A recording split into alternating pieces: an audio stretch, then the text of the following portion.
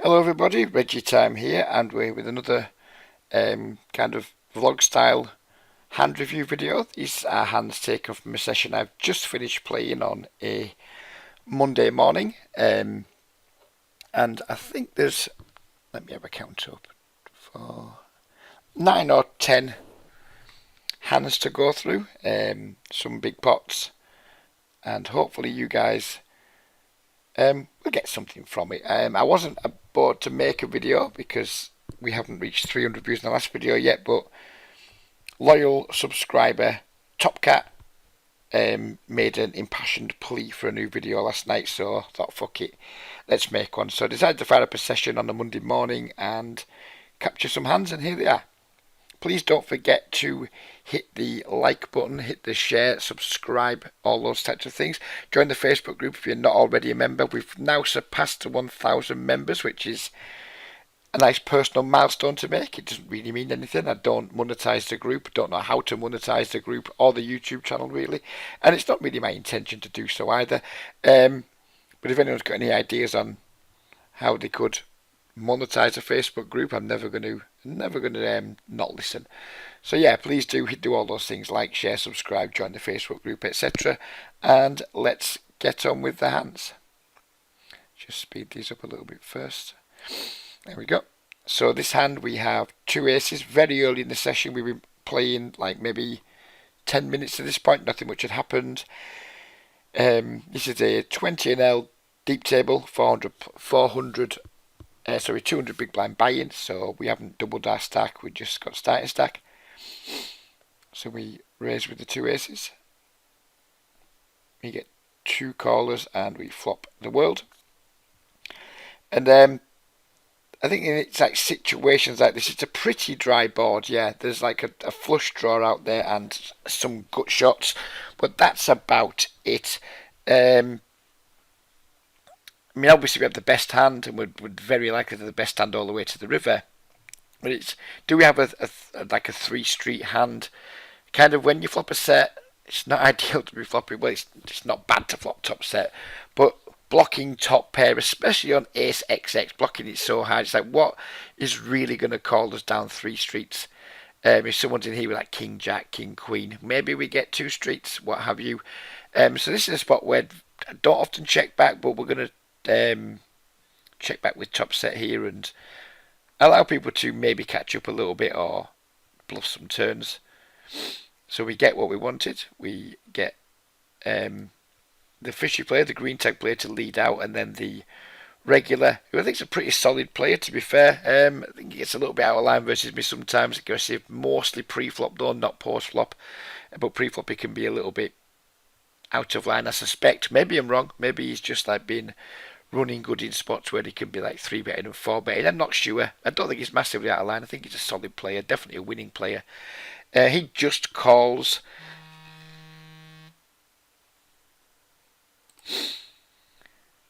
Sorry, I lost my train of thought there because a telephone call from my mum. So yeah, just to recap, we check back the flop, and I think it's like a reasonable check back. Then we get what we want. We get someone leading the turn, someone calling.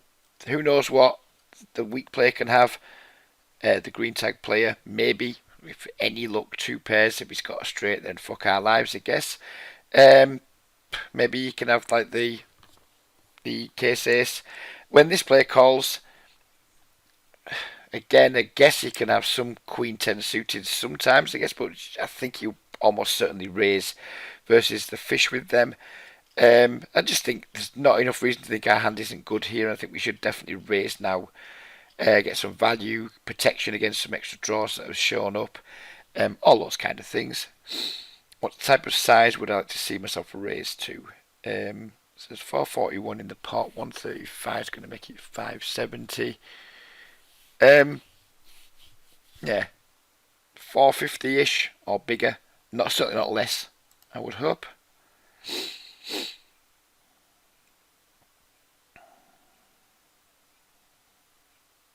430, yeah, tiny bit on the small side.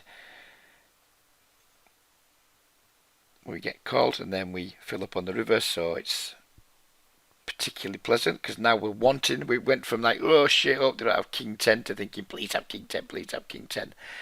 I expected to check to me quite a lot here, and then if it does check to me, then I mean, I don't think I'm going to get paid too often, but I'm going to size up because I'm going to hope Queen 10's out there. I'm going to hope somehow Jack's out there or King Jack, and maybe overplays or Ace Jack, 4x, who knows, doubt it, but you know, so if it does check to me here, we're going to size up and we're going to bet pretty big because I'm not targeting like King X anymore. I'm going to be targeting straights and like three of a kinds, that type of thing. We're going to be going for like the stronger parts of people's ranges, get maximum value from that, rather than use a smaller size and try and capture more hands.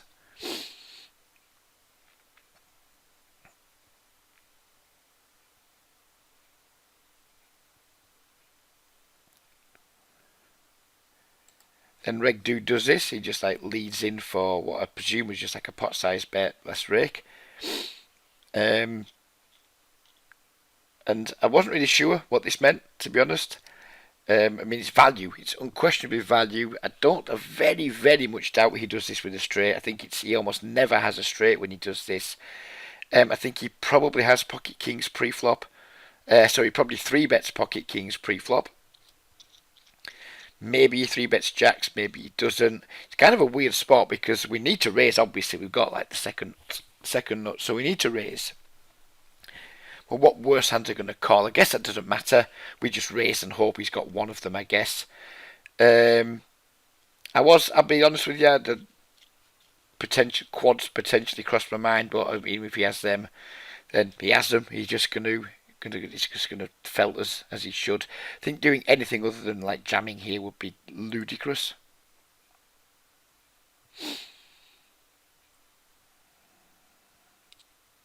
So we do jam, and unfortunately he did have the quads, and he dragged a pretty juicy pot down, and it was a pretty lousy way to start a session, pretty lousy way to start a week. And it's like, okay then, that's just the way it is. Count my blessings that he only started the hand with £33 instead of £40 because we saved £7 that way. Yeah, so it was an unfortunate start to the session, but what are you going to do? You get like top boat versus quads, you're just going to lose all the money you've got in front of you, and if you don't lose all the money you've got in front of you, then you've just done something wrong. So, yeah, a bit of a pisser, but we can't kick ourselves over. It's just one of them things. So in this hand we were starting a table, and this green tagged player who I have no notes on sat down. Probably just tagged green because he doesn't have a full stack. He was tagged green when he joined, but he's probably someone who doesn't play a full stack in general. I think he joined with £16. We have a slam dunk 3-bet with the ace jack suited. And we get a pretty good flop. He shouldn't have improved on it very often. The 3-bet pot, I mean, do people defend too much 4x or 6x versus 3-bets? I mean, I guess 6-7 suited, 5-4 suited some of the time if he's a fish. But overall, I mean, we should still be ahead here a lot of the time. He's not going to fall pocket pairs, etc. But we have 2 overcards, we have a backdoor flush draw, and I think it's just pretty easy c-bet. I'd much rather c-bet here than start checking. We start checking, he starts betting, then is he the sort of player who's going to attack miss c-bets in 3-bet pots, or is he the sort of player who's only going to bet when he has like pocket 7s, pocket 8s, pocket 5s, that type of thing, which we're not doing that great against. So let's just c-bet here, just kind of like deny any equity that you might have, and go from there. Not to c-bet too big, we bet 220. He raises to 640, and there's just nothing we can do here. I mean, theoretically he shouldn't really be raising very much on this board whatsoever, but he's not a good player, he probably doesn't understand that. Who knows? Do I think he's going to be raising pocket pairs here when I can still have like pocket aces, pocket kings, pocket queens, etc.? Fuck knows. I literally have no idea. I don't know anything about this player. Haven't got any notes on him whatsoever, and I just don't know. But I think the question here is, do I think he's bluffing? If I think he's bluffing, then we can just go call and probably just cry and call off turns too. Do I think this is a spot where the population is generally firing out bluffs like 3-bet pots, raising paired boards in position? I guess I don't. So I did elect to fold. It was a little bit annoying, given it didn't come too long after the top boat versus quads shambles. But yeah, there's not much you can do. You've got to keep your discipline. It's easy to just be fuck you and do something stupid here and just completely blow your session. I wasn't about to do that. I was a bit frustrated, but we made the easy fold and we moved on, I guess. Yeah, we did.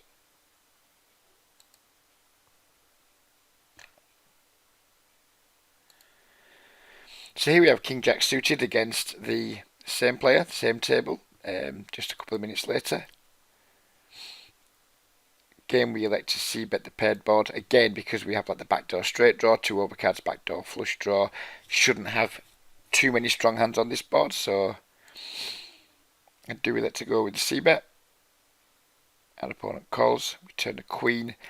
I think this is like one of the cards that we can definitely double barrel. When I c-bet these types of flops, my plan is to double barrel if our actual hand strength improves to like a made hand, so if we hit a jack or a king, and then to also double barrel on any card that improves me to like a legitimate draw, so that will be like a spade, 10, queen, and I'd maybe barrel an ace, maybe not, I'm not sure. So this is definitely one of the turn cards that we're going to be barreling here. I think we need to go like a reasonable sizing, not too small. Don't make it too easy for him to still call with like 9x or some kind of like weak pocket pair, deuces through 8s, I guess. So I think I'd like to see myself go anywhere from 180 up to around 240. I'm happy with all that. Definitely going to be like sizing up a little bit. And we went for the maximum just about, and then we do hit, which is nice. And I think the question here now, and it looks like we're going to check, is like, can we bet for value again here, or is it going to be too hard to be called by a worse hand? I mean, I guess he could still have some 4x. I mean, he has called pre-flop, he's called a c-bet, he's called a turn bet. So it's like his range is looking a little bit like 4x, 9x, maybe some like turn flush draws. Maybe he's like peeled a queen on the flop, like a hand like 10 queen or something, and then hit the queen on the turn, which we could probably get some value from. So I think that that's a decision here between like probably betting quite small, trying to get a call from a 9, from like a queen that somehow peeled the flop, or checking back. I looked at the pot and kind of thinking, this pot's big enough for my hand. We only have one pair. It's not loads of hands I could call. I guess you could maybe have some king tens that have floated to flop, like king 10 of clubs specifically. Maybe, I don't know. I don't know how Lucy floats. So maybe he just floats king 10 offsuit on the flop, with 2 overs.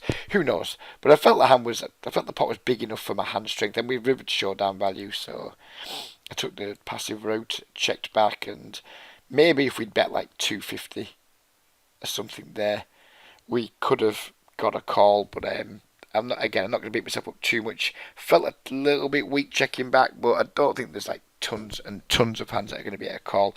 And of course, sometimes we're just going to end up cooling ourselves when he does have like the 5-4 suited or something like that, and then just goes for the check raise or just check calls down and like we value cut ourselves that way. So not in love with how I played the river on that hand, but I don't hate it either. So in this hand we open the Jack 10 suited from the hijack. Obviously completely standard open. We flop middle pair and a straight draw. Guess we could c-bet there, but I think we have plenty enough equity to just like take a check call. If we c-bet then get raised, it stinks. This player I was kind of not knowing too much about. When he checks him out, when I check and he bets that big, I'm not in love with the situation, to be honest, but obviously our hand's way too strong to fold. And then we check my note, and my note just said donks top pair multi-way, so it doesn't help us in this spot whatsoever. Other than maybe he like plays like or possibly overvalues some hands, or once he makes a hand he's happy to start betting. Who knows? It's not that helpful though. We have a really easy call. Not a great turn card. The intention was to check call again. but then he bets full pot, and on this board section now, we might be drawing dead. If we do hit one of our straight outs, we know we can't hit the spade, we can't hit the 8 or the king of spades, because then we couldn't call the river. So we just like 6 outs drawing dead, and kind of that's a ballpark I put myself in. Against that sizing, I just elected to fold, and yeah, again, nothing much else we can do there. But this is going to set up a hand that we played with this guy later. I'm not sure if it's the next hand or not, but it is going to be relevant when we go into like another hand against him in the near future. So this hand starts with the same opponent raising under the gun. I have to say right now, I didn't realise this is the first time I've actually noticed he raised under the gun. I thought it folded to me blind versus blind, and I was clearly not paying attention. I think this hand maybe happened when I was just ending a phone call with my boss. My boss had phoned me to inform me of like a change of my working schedule today, and I just wasn't concentrating, because had I known this was a raise under the gun, this hand would have gone down quite differently. At no point did I mean, it's a revelation to me that I 3-bet this hand, but that's what we're going to do. Clearly, it is not a hand I would 3-bet versus a fishes under the gun open. Yeah, just complete brain fart, and I'm kind of surprised to see this. I thought when I was going to review this hand, I thought, oh, it's blind versus blind. I raise, he calls, then we go to a flop. But anyways, I've obviously decided to think what was an open, but then we flop like remarkably sexy. We flop bottom 2 pair in a spot where we can just literally never have bottom 2 pair, which is nice, I guess.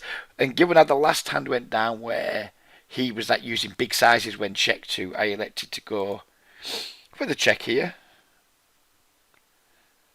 And opponent obliges and bets, but not as big as he bet last time. I think maybe, I can't remember the last time, did he bet small on the flop and bigger on the turn? I'm not sure, but at this point I'm just wanting to like get a raise in and hope to stack over pairs. I mean, we're really lucky that we've accidentally 3-bet pre-flop and then flopped the World's Fair.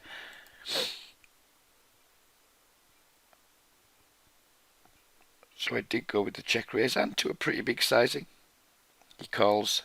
Pretty rancid turn in a way, because it makes it a lot harder now to get value from over pairs. Which is where I think he's at a lot of the time here. I think he's going to be in the pocket 9s, pocket 10s, pocket jacks region. Very unlikely he's got a set. Very unlikely he's got a straight. I mean, I guess he can have some 7x.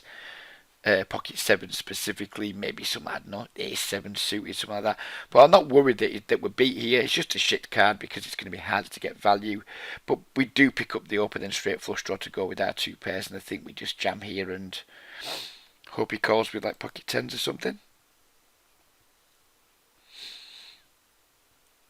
We do jam. He snaps us off with the 5-3, and I mean, it just doesn't get any better than that, does it? He's drawing to a chop. Well, I guess he can hit a 3 and suck out on us. But he's drawing to a chop, and we've got like the free roll on the clubs, so he can't even hit like the 3 clubs. Oh, the fucking shut up, Reggie. Anyways, it's a really nice situation that we should never have been in had I been paying more attention pre-flop. We still would have won the pot, of course, because I would have probably called pre-flop, and then, we still would have won the pot, but it would have been gone down a lot differently, because had we just called pre, probably still would have check raised the flop, but this turn would have given me a lot more cause for concern, because the SPR would have been way, way higher. As it happens, we get to this turn, we've got an SPR of like less than 1, so it's just really easy to shove it. So it would have been, the hand would have played out very, very differently had I not made a big mistake pre-flop due to a complete lack of concentration, but we'll take it. It kind of balances out this mistake that we made pre-flops, balancing out the bad luck we got with the quads versus aces. That's what I'm going to say. That's what I feel about it, and I don't give a fuck if anyone else thinks differently. So yeah, we did hold that, and that was a pleasant pick-up in a really weird spot.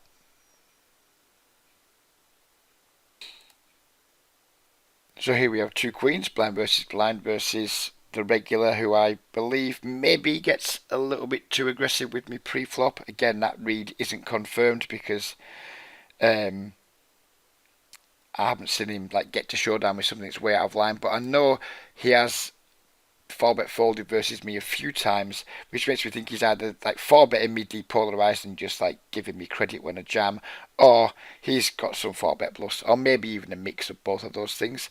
But I mean, obviously Queen Queen slam dunk 3-bet.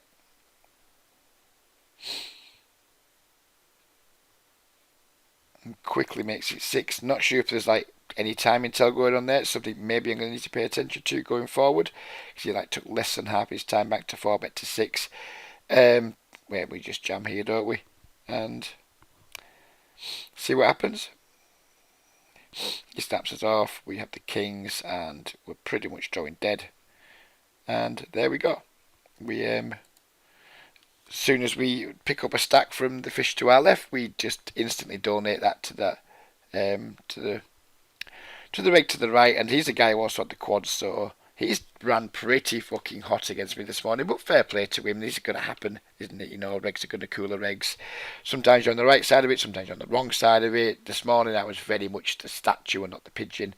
Yeah, so be it. Fuck it. It's one of them things. If you can't handle it, then, you know, the game's not for you, really, is it? So here we have 2 queens. We have opened under the gun. We've got a really fishy player calling on the button.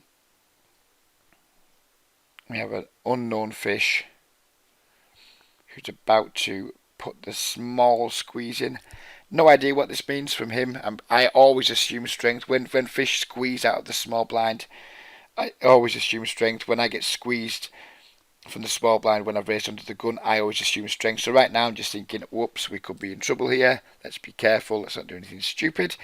I think 4-betting and getting it in would be setting money on fire against an unknown fish's range.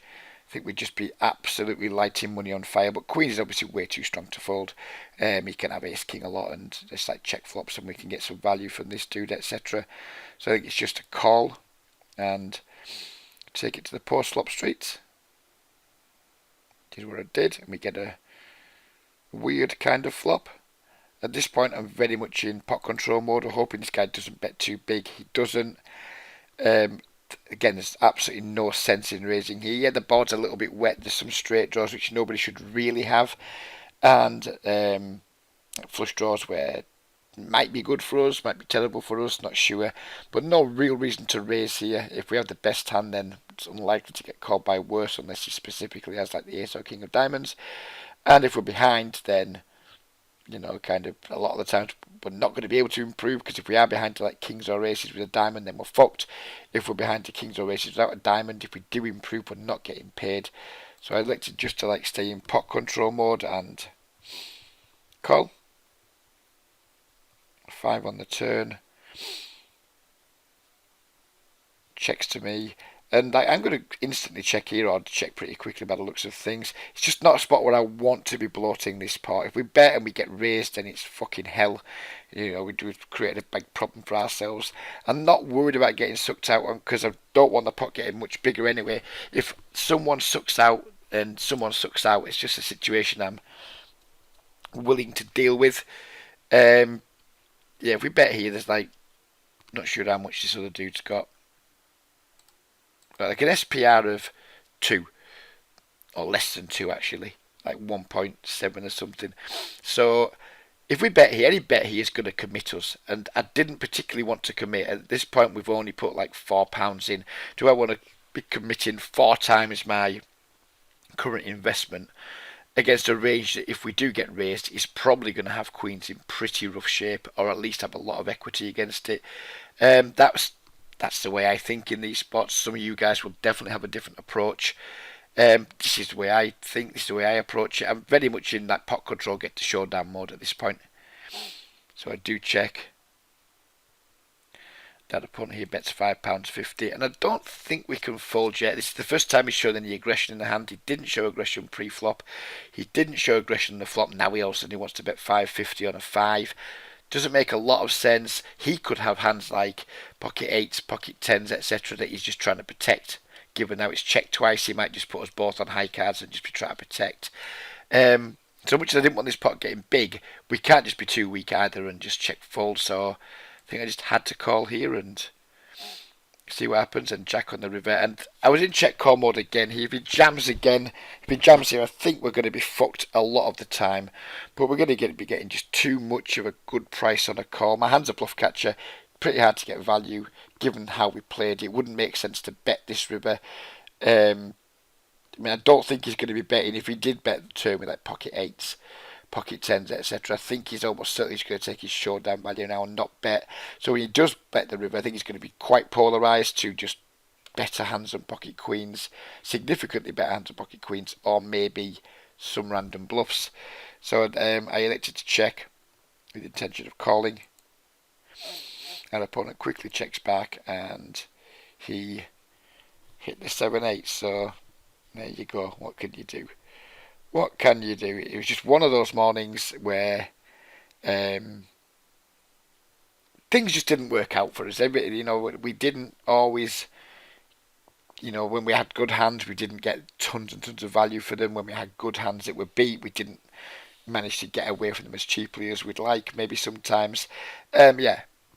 The frustration is set to continue in the video, I believe. Could be wrong, but I believe it is. But yeah, it was just another irritating situation where, I mean, we could have 4-bet pre, didn't really want to versus small blind squeeze. Could have raised the flop, didn't really want to versus small blind squeeze at C-bet. If we'd have bet the turn, we'd have been crushed and lost even more money, but we couldn't fold, and I guess we should just be grateful that he didn't bet the river. I mean, he should just jam that river. With that 100% frequency, but he didn't, and I guess we should be grateful for small mercies.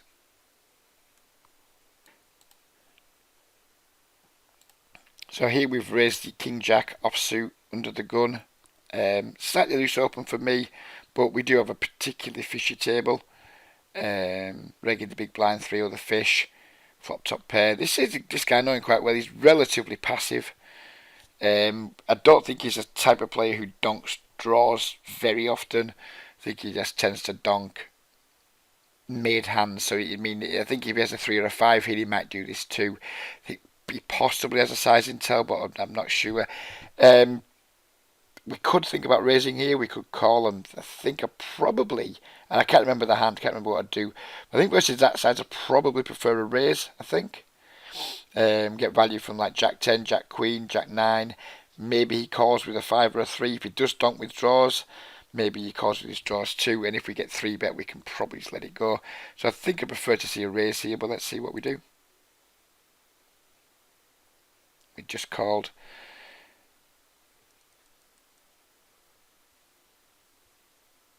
And opponent now checks the turn. We have a slam dunk bet. You check calls. River comes the Queen of Diamonds, which is a pretty bad card. And then he tanks and bets half pot. And what are we beating here? If we want to make this call, what are we beating? If he was like donking a flush draw on the flop, he's got there. If he was donking Jack Queen on the flop, he's now got there. If he was donking 4-6 on the flop, he got there on the turn. So a lot of the stuff that he donks a flop with gets there, and I have a real hard time paying off like passive players when they do this. I mean, what bluffs does he have? This is again what we've got to ask ourselves. Is he doing this with a worse jack now? No. Just a weird spot. Another, like we talked about earlier, frustrating session. Another frustrating spot in a frustrating session where there's just nothing much you can do here other than fold our hand against some more aggressive players with a flush blocker. Maybe we can think about calling, but this just isn't the guy to do it against. He's a pretty shit passive player who just tends to have it when he's betting. Usually on rivers like with a bit of a bigger size, he just has it way too often. We get a reasonable price here to call, but I just don't think he's bluffing with anywhere near a high enough frequency here, or value betting a worse hand with a high enough frequency to make this a profitable call. So I think I folded. I fucking hope I folded. I wasn't happy about it. I'm pretty sure I did fold. But, what are you going to do? You can't just go paying off willy-nilly because you're frustrated. At this point, my frustration was high. My mental game was still strong because I was still making disciplined folds, disciplined plays. So I felt like I was still playing as well as I could given the situations I was put in. But I was the frustration levels were starting to rise by now. That is for sure. So here we have a pot where I've overlimped. It's the same two players from before when this guy had the 8-7, this guy had the 3-bet. He's limped. I've overlimped the button with pocket fours. We flop top set and middle set and just pot it. Get 2 callers, which is really encouraging. No reason to go small on the turn. We just go really big again. Hope someone's got a draw. Hope someone's got a king. Maybe made the ace, etc. And then we fill up on the river. Check. And again, there's no reason to go small here. I mean, if he's got a busted draw, he ain't calling. If he's somehow got the 5-3 suited, and then he's never folding. If he's got an ace, he's never folding. We could think about maybe just going small to price a king in, which in hindsight maybe would have been better, I think. Because if I recall correctly, we ended up going with a pretty big bet here. And I think this is like too much for a king to call a lot of the time, which I think is a big part of it. I think a big part of his range is going to be draws and king X. So I think I've kind of been a little bit greedy here. I think I'd have been playing better and probably not having a session where I was stuck quite a lot. I would have probably gone with a smaller sizing. And I think that's what I should have done. The fact that I'm stuck shouldn't influence my decisions in a hand. It clearly did here a little bit. I elected to go with the bigger size and just like kind of hoped he had an ace rather than go with the smaller size, targeting the more likely part of his range, which is a king. But he called and we won. And when I checked the hand, he just had a king jack. So made a mistake with our sizing, but weren't punished for it. So happy days there. So here this is like a multi-way limped pot. We're in the big blind with 4-5 suited. And a player, and again another unknown fish, like min leads on this board. Who knows what it means. We have a hand where we could just call. We're getting a good price to call. But we don't have any showdown value, but our hand does have some value. And I'd kind of like to try and either take the pot down now or knock some players out of the pot. So I elected to go with a raise here. I think it's fine with this particular hand. We get called in 2 spots and we get kind of interesting turn card in the flush gets there, but our straight gets there too. Lots and lots of 2 pairs get there. So it's kind of, what do we do here? We have this fishy player on the button who's we've got like an SPR of like less than 3 against here, and this dude has us covered, so we've got like an SPR of 6 against him and 3 against him. And there was, do we bet here? Do we just check? Didn't really want to check and let another club come off and just be forced to check fold. So I elected to go balls to the wall and put a pretty sizable bet in. Well, 260, not super sizable, I guess. And opponent instantly jams, and I was kind of thinking, we're hoping this guy jams or calls, so makes it like a really easy decision for us. We just fold. He turbo folds, and against a blue tagged player, he doesn't have to have flushes here. He doesn't have to have 10-9. He can have ace-7, ace-8, 7-8, 6-8. Lots of these other hands too. I think like we're ahead of some of his like value / protection range here. We're getting a pretty good price on a call. We're getting like 2.5 to 1 on a call. Something like that, nearly 3 to 1. And I just decided our hand's too strong here to fold for this sizing for an all-in against someone who can definitely be jamming worse hands. So I did call and he had the flush, and needless to say, nothing came on the river to help us because we're drawing dead. So again, another frustrating situation. Nothing much you can do about it. I mean, these guys are going to be limping these hands all day on the button. I don't think we couldn't have done anything different pre-flop. Happy with the flop raise. I'm happy with how I played the hand basically. Again, it's one of those days didn't work out. I was happy with the way I played the aces full at lost. I was happy with the way I played the queens at lost. Happy with the way I played this. I was happy with the way I played in most of the big pots that I lost today. I was just frustrated that I fucking lost them all. But that's poker again, isn't it? As we talked about earlier.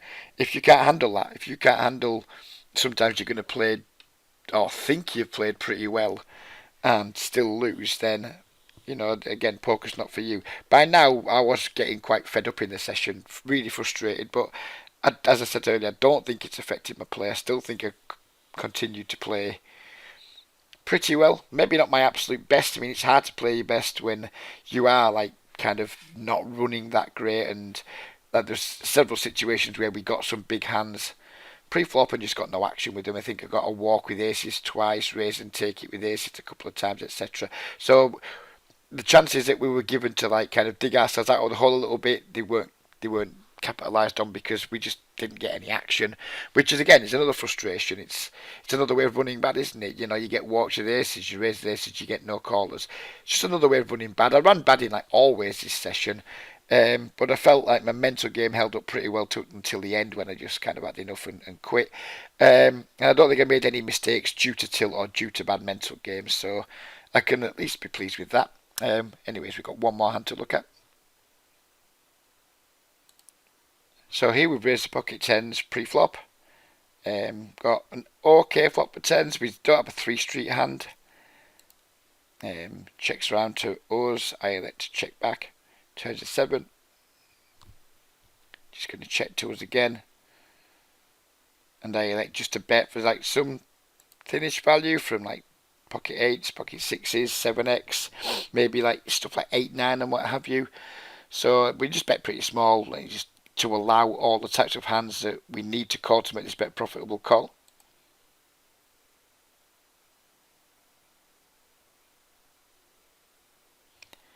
And then you get a pretty dirty river. The plan was just to check back. And as was happening throughout this entire session, we were just getting led into in spots where we didn't want to get led into. And again, this is a spot where I know lots of players would just, especially when they've had a session like I've had at this point, I'm stuck like 70 quid or something. They're just going to be like super frustrated. Oh, fuck you. And you can't have it all the time and just call. And this is where I knew that my mental game had been strong throughout the session because I know I'm beat here. Just very few hands are beat. Again, we're blocking the flushes, but there's just no way this guy's bluffing here when he like checks flop, check calls turn, and leads river on the 7 of diamonds. Just super unlikely he's bluffing. I mean, maybe once in a while he's just like betting ace high to try and like fold me off chops or whatever. But this is a bad player. He's not sophisticated. He's not going to be thinking, I'm going to bet my ace highs here to make chops fold. If he's going to be like having some weak hands here, it's way more likely going to be 10-8, 9-8, that type of thing, 6-8. They're going to be his bluffs. And I guess there's a few of them, come to think of it. But I didn't want to like kind of like let myself down here by making a call that I'm pretty sure is going to be losing money long term, even though it's a relatively small bet. It's less than £2. I think it's a losing call long term, and I thought, fuck it. I'm just going to fold the hand and just be disciplined. And I was really, even though it was a shit session, by the end of it, I was still like really pleased that, regardless of the fact it's been a crap session, that's my phone just fucking fell to the floor. Regardless of the fact it's been a crap session, I was really pleased with my discipline. And I mean, if you're going to take some positives of like a minus, I think it ended up being a minus £76 session. If you're going to take any positives from that, then I guess the only positive you can take is at least I didn't fucking tilt my brains out. So yeah, what we're going to do. So I thought there was one more hand. This is a session. This is the hand that like finished me off for the session. I was kind of plodding along still because I had some good tables and I was like hoping to keep things going and just maybe, find a few good situations and limit the damage. Here we have a good situation. We've raised pre-flop, flop top set against 2 fish on a board that's got a few draws on there, and certainly we can get value from like 8x, pocket pairs lower than an 8. Maybe some draws, some like jack 10s, jack queens, flush draws. There's all kinds of things to get value from. So I think we should make a pretty sizable bet here, like pound at least. Which is what I did. We're delighted to get the call. Turned the boat, happy days. Keep betting on the sizable side. Charge draws, etc. Well, not charge draws anymore, just get value from draws. Get value from 8x that maybe isn't ready to fold yet. This is the guy who had the 8-7 earlier. It's definitely a calling station. I'm hopeful here that we can get at least one more street, and I'm going to bet quite big because I think if he does have draws, we need to get the value now because we ain't getting value from on the river unless he decides to just bluff with them if we check back or what have you, or bet small. So we go with a reasonable sizing.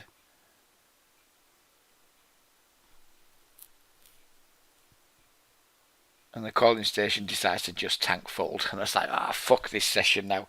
Literally, fuck this session. After that hand, it was kind of, I think I'd reached my snapping point, and I just like click sit out big blind all session, all tables, because I'd had enough by then. And it's like, when it's not your day, it's not your day. It certainly wasn't my day this morning. Well, hopefully it might be my day this evening when I get home from work and we try again. But yeah, it was like a really frustrating session. It's not fun putting videos out where you've just been crushed and crushed.